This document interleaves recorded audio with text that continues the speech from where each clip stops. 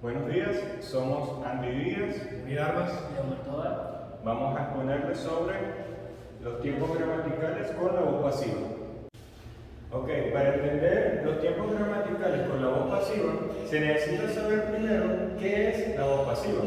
La voz pasiva representa o hace referencia a que el sujeto se coloca en última posición en la estructura de la oración, mientras que el complemento y los verbos toman acción para colocarse de primero. Es decir, si tenemos por ejemplo un presente simple que se escribe con sujeto, verbo y complemento, esta estructura cambiará de modo que el verbo será el participio, el pasado participio, y el sujeto quedará de último.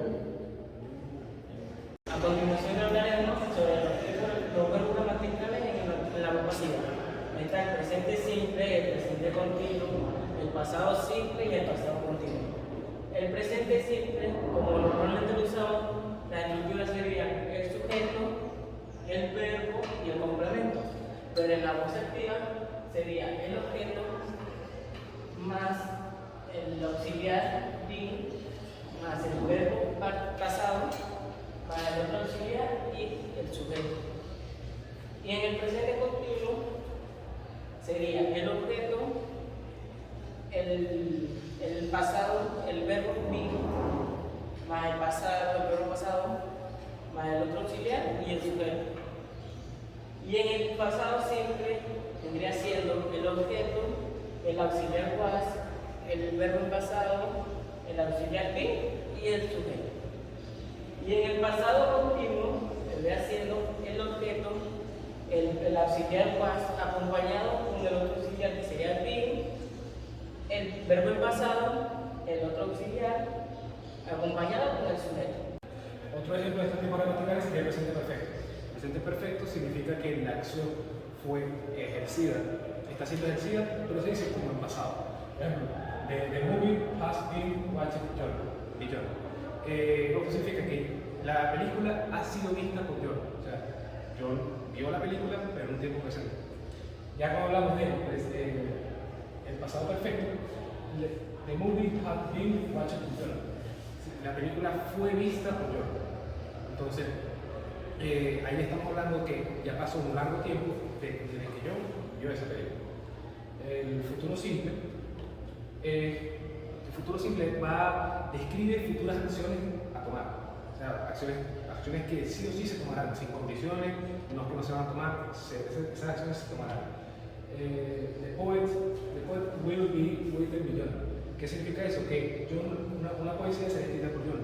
Eso significa que John en algún momento, sí o sí, escribirá una poesía. Gracias. Por último, tenemos el going to, el modal y el modal perfect.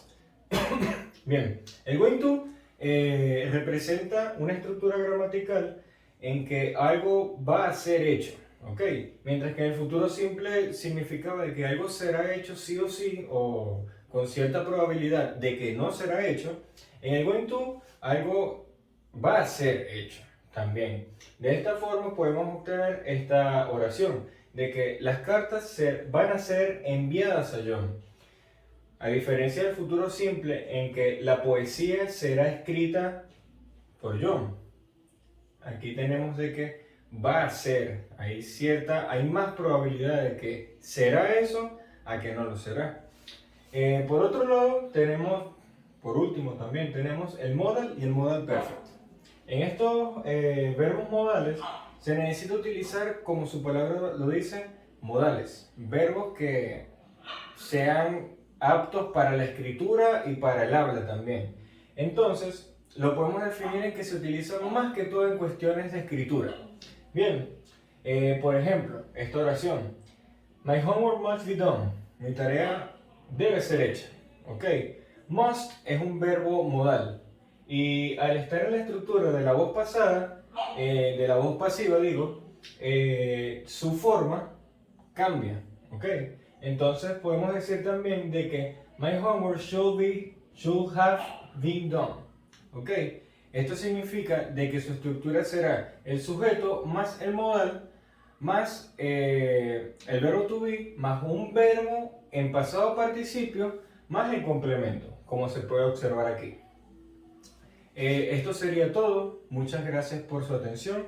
Llego a una conclusión de que esta exposición es muy interesante porque a veces utilizamos verbos e incluso palabras en inglés que no sabemos cómo conjugarlas y, por ejemplo, todas las palabras que seleccionamos, que escogimos para hacer este material de apoyo, todas deben ir en pasado participio, una característica principal que tiene la voz pasiva. Entonces, me gusta mucho de que podamos seguir aprendiendo en esta clase. Muchas gracias nuevamente por su atención y espero que la hayan disfrutado.